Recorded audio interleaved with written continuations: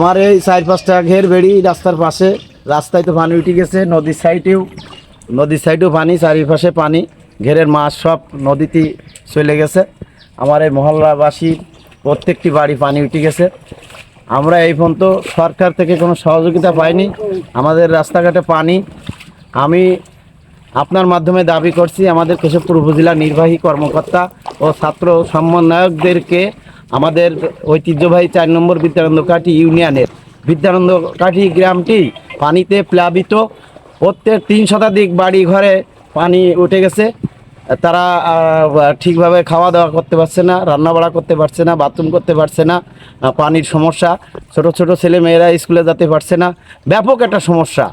তা আমি আপনার মাধ্যমে নির্বাহী অফিসার ও সমন্বয়কদেরকে আমাদের গ্রামে একটু আসার জন্য অনুরোধ করছি। তারা একটু আসুক, ঘুরে দেখে যাক। হ্যাঁ, এবং এই গরিব সাধারণ মানুষদের যারা অসহায় হয়ে পড়েছে, এদেরকে সরকারিভাবে কোনো ত্রাণের সহযোগিতা করতে পারে কিনা আমাদের নির্বাহী অফিসার মহোদয় ও সমন্বয়করা, তা ওনাদেরকে আসার জন্য আমি আপনার মাধ্যমে বিনীতভাবে অনুরোধ করছি।